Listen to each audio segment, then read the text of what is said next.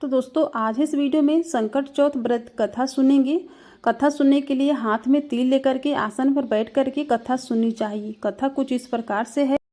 किसी गांव में एक देवरानी जेठानी रहती थी। जेठानी अमीर थी, देवरानी गरीब थी। देवरानी के पति जंगल से लकड़ी काट करके शहर में बेच करके पैसे कमाते थे। देवरानी का पति बीमार हो गया और देवरानी जेठानी के यहाँ काम करती थी और बदले में जेठानी जी उसे अपने घर का बचा हुआ खाना देती थी और बचे हुए कपड़े पुराने देती थी।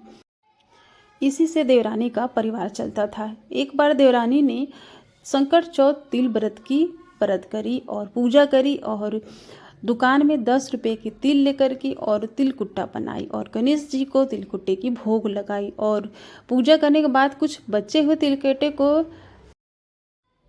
छीके में रख दिया। उसके बाद सोचा कि रात में चांद निकलने के बाद चंद्रमा की पूजा करूंगी, उसके बाद व्रत खोलूंगी। तो देवरानी जेठानी के यहाँ जा कर के खाना बनाने लगती है। खाना बनाने के बाद बच्चों से खाना खाने को कहती है। देवरानी के घर पर बच्चे भूखे प्यासे अपनी माँ की राह देख रहे थे। बच्चे सोच रहे थे कि माँ चाची के यहाँ से कुछ पकवान लेकर के आएगी, मगर देवरानी खाली हाथ आती है और वे रोने लगती है। बच्चे उन्हें देख करके उदास हो जाते हैं। फिर बच्चों को रूखा सूखा खिला करके फिर सुला देती है। पति को भी बहुत गुस्सा आता है।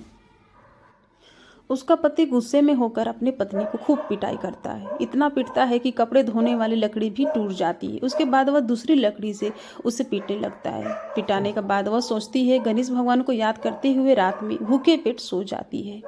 उसके बाद रात में गणेश धोवना मारी पाटा मारी सो रही है कि जाग रही है? कुछ जाग रही हूँ, कुछ सो रही हूँ। भूख लगी है, कुछ खाने को दे दो।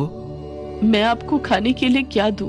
मेरे घर में तो अन्न का एक दाना भी नहीं है। जेठानी जो बचा खुचा दे देती थी, आज तो वो भी नहीं मिला।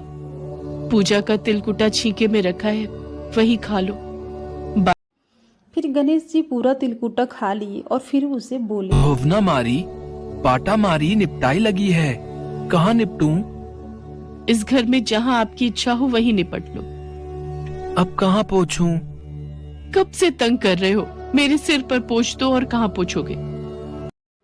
गणेश जी तो बाल लीला कर रहे थे। वे अपने भक्त की परीक्षा लेने आए थे। सुलोचना ने संकट चतुर्थी का व्रत रखा था, उसी का वरदान देने आए थे।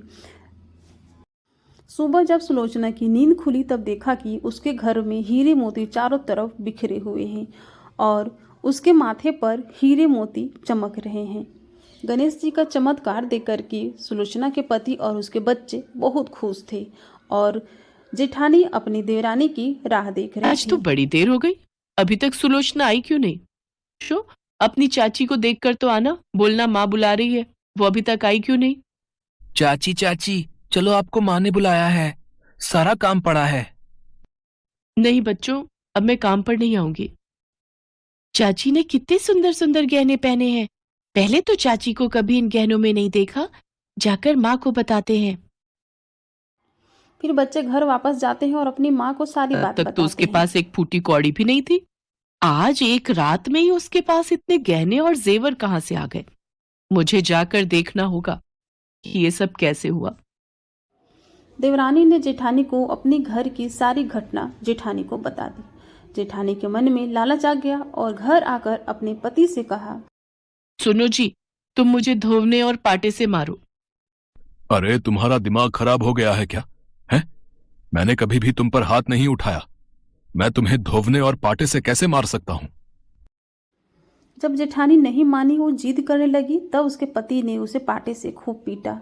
उसके बाद रात में जेठानी ने खूब सारा घी डालकर चूरमा बनाई और चूरमा को छीके में रख करके रात में सो गई। उसके बाद रात में गणेश जी सपने में आते हैं। भूख लगी है, क्या खाऊं? गणेश जी महाराज, देवरानी के घर तो आपने सूखा तिलकुटा खाया था। मैंने तो मेवे डालकर घी का चूरमा बनाकर छीके में रखा है, खा लीजिए। कहाँ निपटूं? देवरानी के यहाँ तो टूटी फूटी झोपड़ी थी, मेरे यहाँ तो महल है, जहाँ चाहो वहाँ निपट लो। अब पोंछूं कहाँ? देवरानी का माथा तो गंदा था, मैंने तो चमेली का तेल लगाया है, मेरे माथे पर पोंछ लो।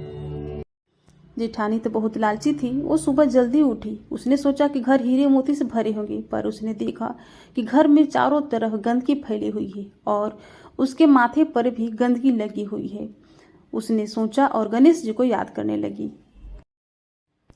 सुधा को अपनी गलती का एहसास होने लगता है और वे फिर गणेश जी से माफी मांगने लगती है। उसके बाद गणेश जी प्रकट होते हैं। सुधा, ये तुम्हारे द्वारा किए लालच का फल है। तुमने लालच के वश में आकर मेरा स्मरण किया, पर मैं तो प्रेम का भूखा हूं। मुझे रूखी सूखी भी यदि कोई भक्त प्रेम और श्रद्धा से भोग लगाता है तो मैं उसके भंडार भर देता हूं।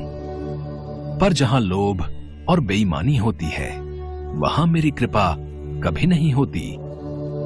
मुझे क्षमा कर दीजिए प्रभु, मैं आज के बाद कभी भी लालच नहीं करूंगी, सबसे प्रेम से रहूंगी।